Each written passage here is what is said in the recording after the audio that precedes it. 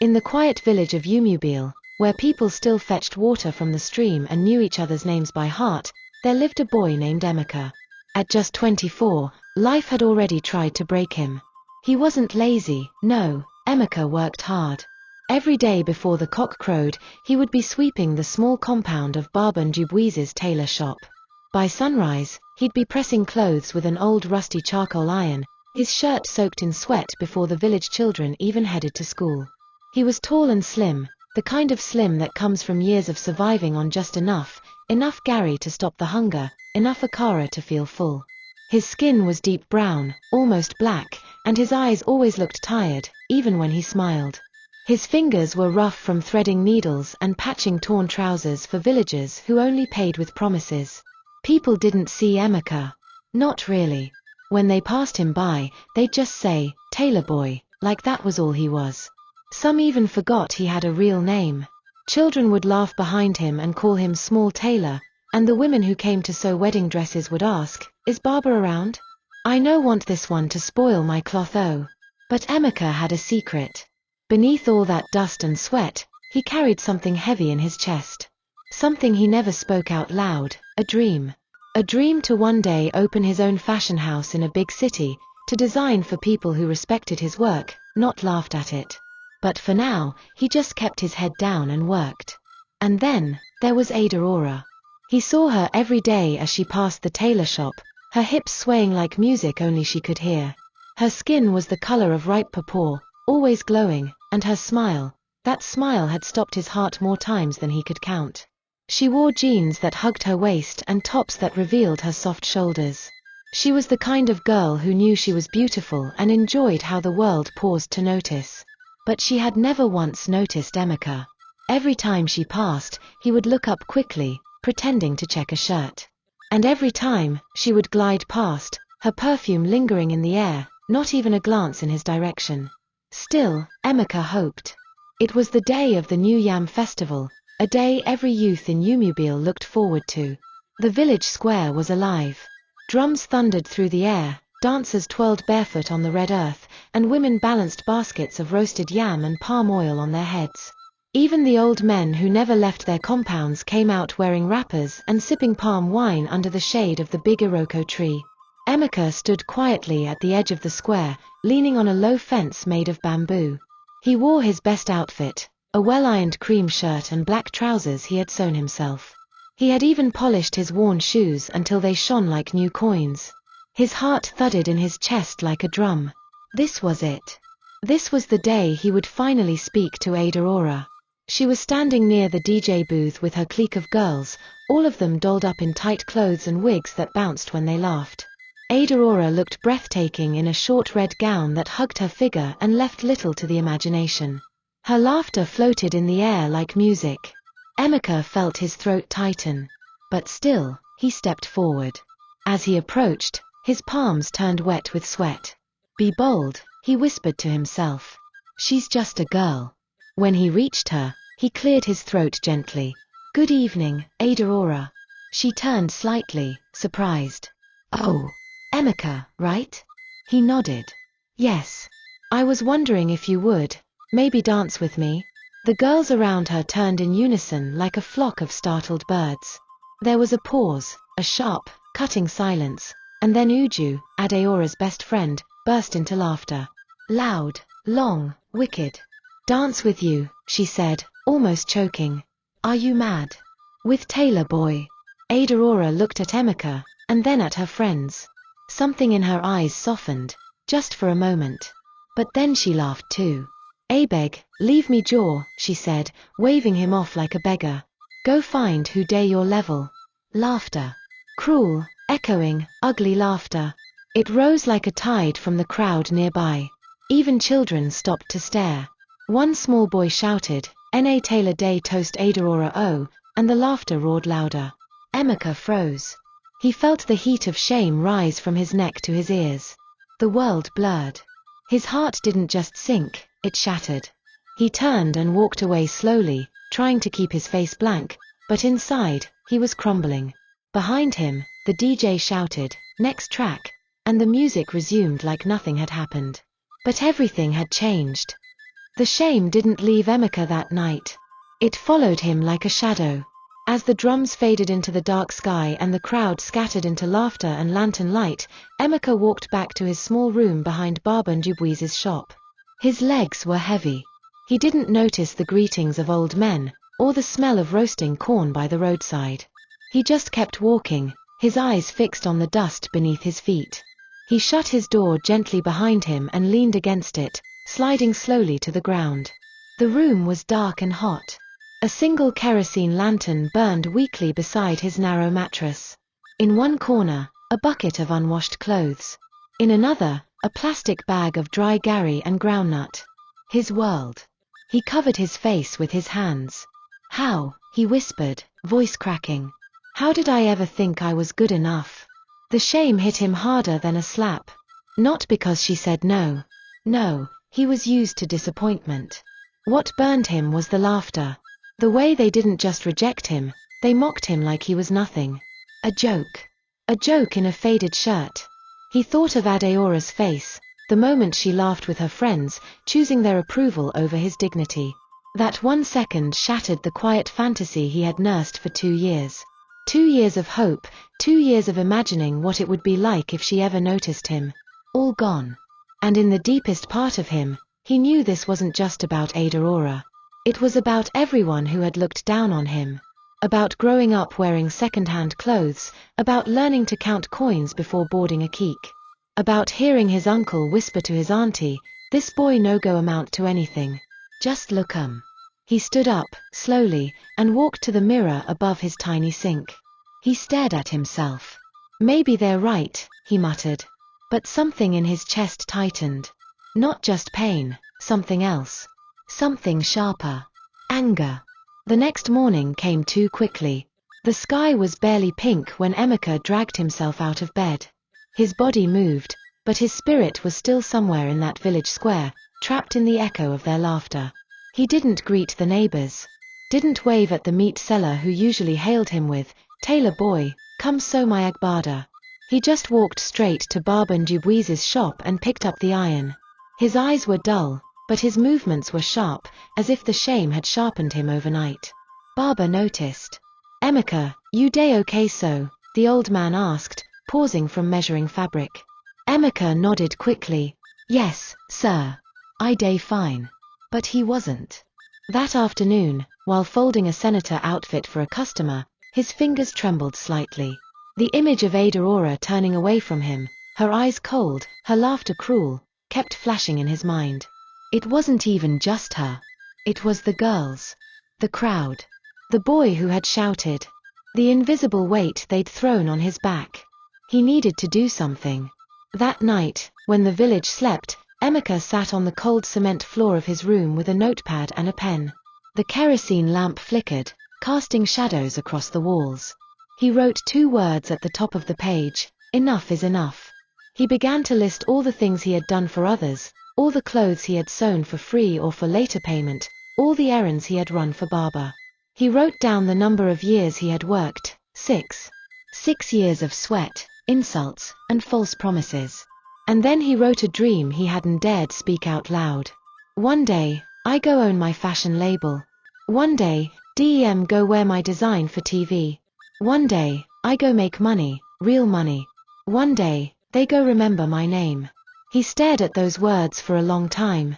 And then, with the sharp edge of determination tightening his chest, Emeka whispered, "From today, I no go be that tailor boy again." He folded the paper neatly and tucked it under his mattress like a covenant. He didn't know how yet. But something had shifted.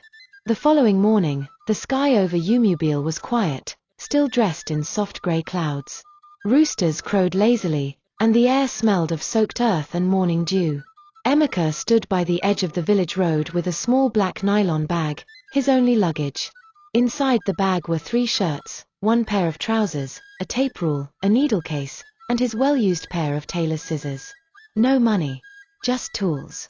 Just faith. He hadn't told Baba Ndubuisi. The old man was still asleep when Emeka quietly folded his apron and left it on the wooden counter beside the sewing machine. On top of it, he placed a short note. "Thank you for everything, Baba. But I need to find myself now. I no go forget all you teach me, Emeka. There was no drama. No tears. Just a boy walking away from the only life he had ever known. As he boarded the old rickety bus heading to Enugu, he sat near the window, watching the red earth roads disappear behind him. His stomach growled from hunger, but he ignored it. Hunger had always been part of the journey. Beside him, an old woman carrying plantain kept staring. You day travel for the first time? She asked gently. Emeka smiled faintly. Yes, ma. First time.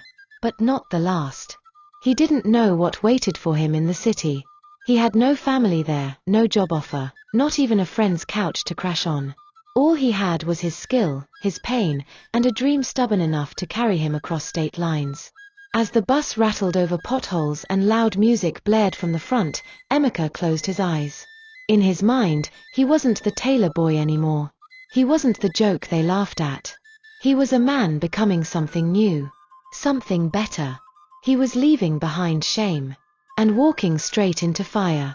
Enugu hit him hard. The moment Emeka stepped down from the bus at Old Park, the city wrapped its chaos around him like a giant hand.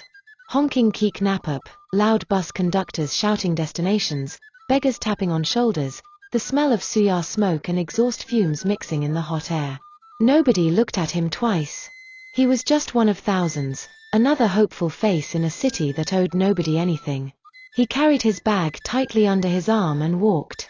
He didn't know where he was going, but his feet kept moving. That first night, he slept at the back of a closed shopping plaza, using his bag as a pillow. Mosquitoes fed freely on his skin. His stomach was empty.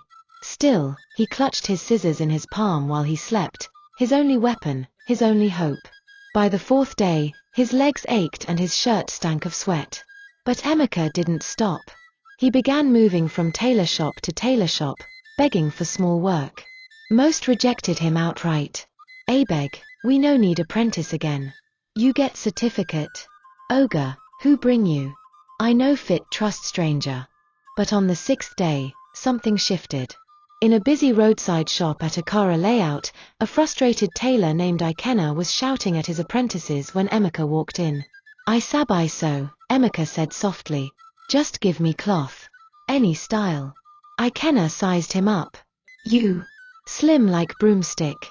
You sure say you fit handle industrial machine? Emeka didn't talk again. He walked to the machine, grabbed one of the half-sewn outfits lying on the table, and in less than 15 minutes, transformed it into a clean, sharp senator top with perfect finishing. Ikena's eyes widened. You sure say na you sew this?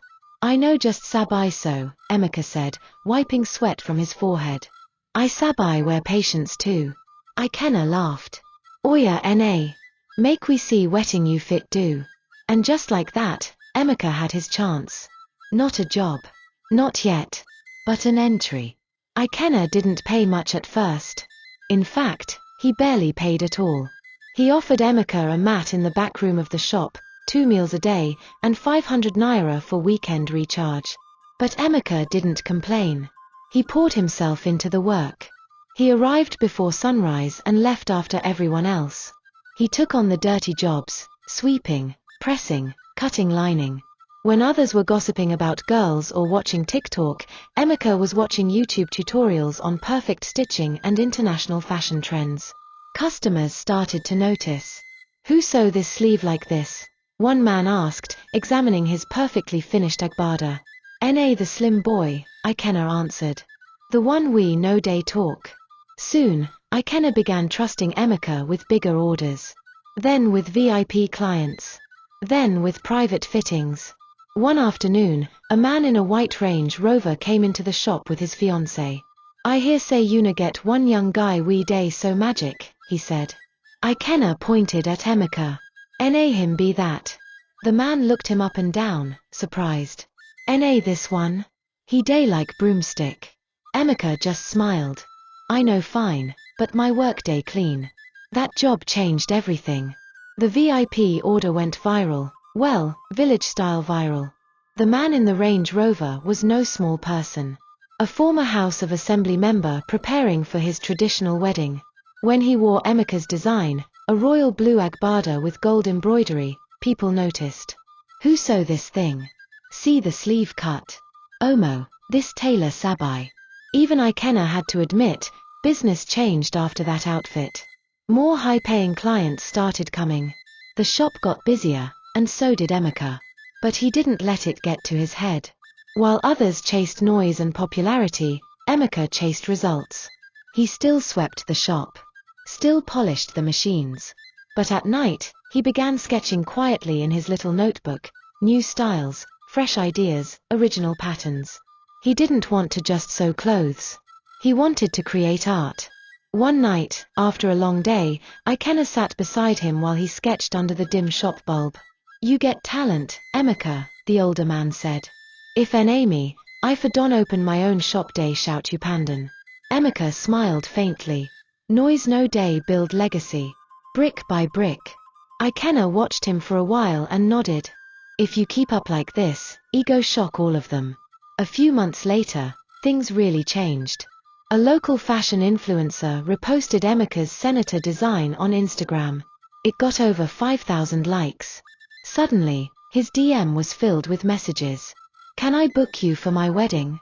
How much for male kaftan? Are you the one that designed that agbada? Smiling face with heart-shaped eyes.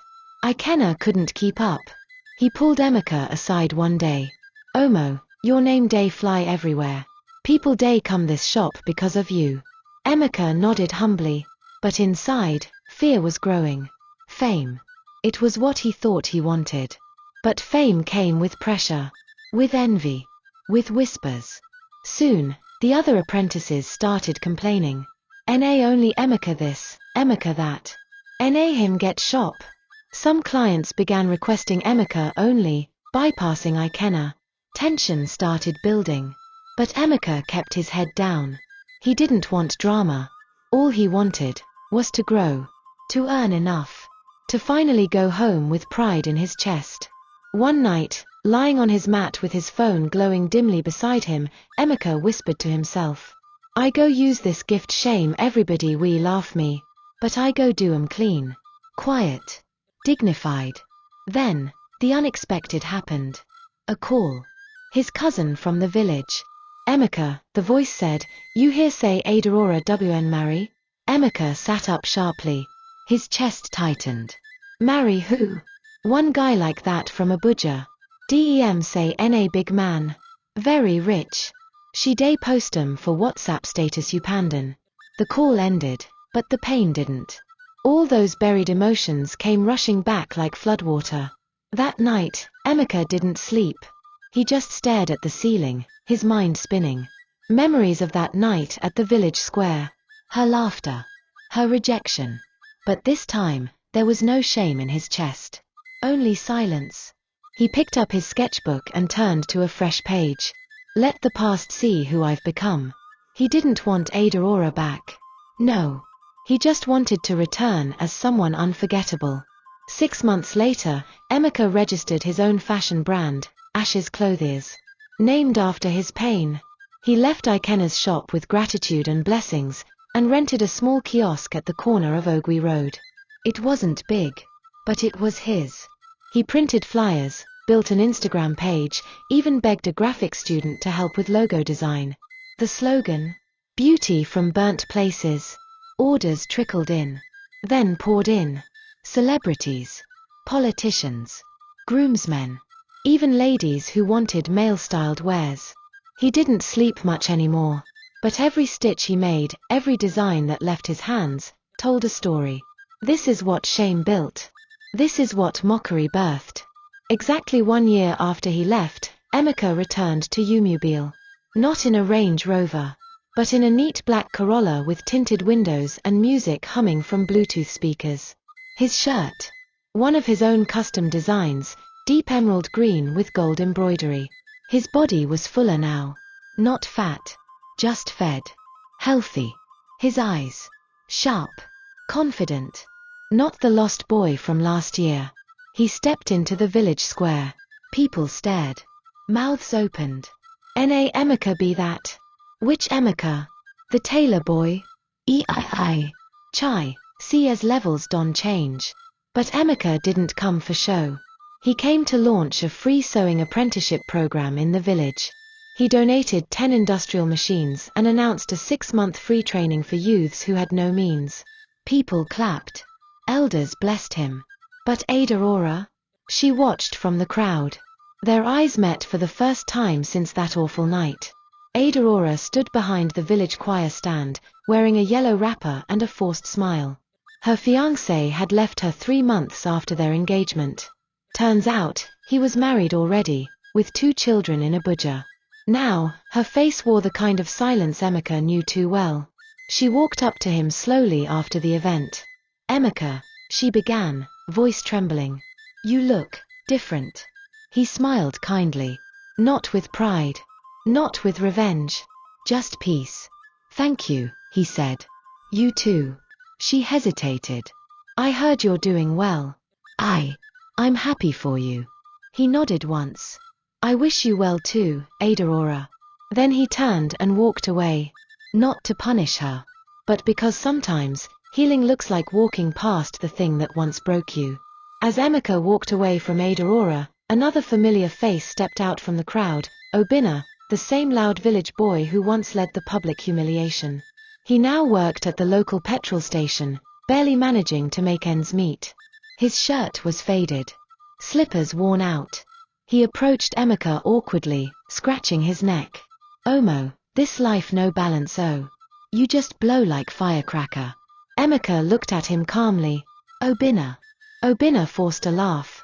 "No vex for all those things we happen that time. You know boys we no say you go become person like this." Emeka smiled. "I no become person because you no believe in me," he said slowly. "I become person because I believed in myself even when you no see anything in me." Obinna looked down. Then, in front of everyone, he stretched his hand for a shake. "And Emeka?" He shook it. Because his story wasn't about revenge.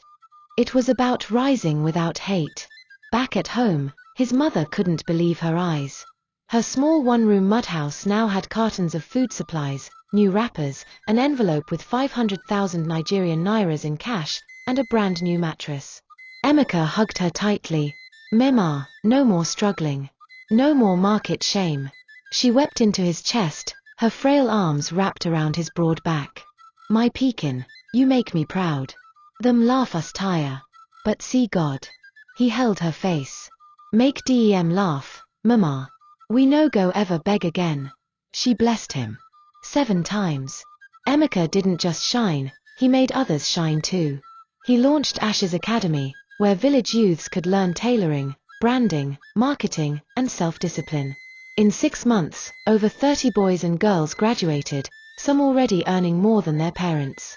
One boy knelt before Emeka after receiving his certificate. "Na, you give my life meaning," he said, eyes full of tears. Emeka placed a hand on his shoulder. "The world go try break you, but your dream go be your hammer." A popular lifestyle TV channel came calling. They invited Emeka for a televised interview, from tailor boy to fashion icon. The host, a bubbly media personality, leaned forward. "Sir Emeka, what kept you going when you were mocked, humiliated, even rejected by love?" He took a deep breath, looking into the camera. "Pain kept me going. But pain just fuel. Purpose be the engine. When the world talk say you no be man, you get 2 choices, believe them, or become something we silence them. I no fight anybody. I just worked till the noise turned to applause." The interview went viral. 2 months later, Emeka received a letter. From Ada Aura. Inside it read, "I made a terrible mistake. Not because I lost you, but because I judged your worth through shallow eyes. If you ever find space in your heart, I'd like us to talk again. No pressure. Just honesty." Emeka folded the letter and placed it in his drawer. He didn't reply. He had nothing against her. But he had already met Amarachi, a bold, dark-skinned lawyer who saw his value before asking what he owned. A woman who respected his vision more than his wallet. Some things, he knew now, weren't meant to return. One sunny afternoon in Enugu, Emeka stood tall at the altar, wearing a clean 3-piece wine-colored agbada he designed himself. His bride. Amarachi. Elegant. Radiant. Confident. Guests gathered from all over, villagers, influencers, clients, even Ikenna. Aurora watched from afar, quietly. But Emeka didn't gloat. He danced with joy, not pride. Because this was not just a wedding. It was a funeral. The death of shame. The burial of mockery. And the rebirth of a man. Under the twilight sky, Emeka stood in front of Ash's Clothiers HQ, a now 3-story fashion house in Enugu. His apprentice, Chidi, ran up to him. "Oga, the client from UK Day call you O." Emeka smiled. He picked up the phone. "Hello, yes, this is Emeka, founder of Ash's Clothiers. How may I serve you?" As he spoke, the camera zoomed out, showing the bright sign glowing in the dark. Ashes, where broken boys become kings. The end.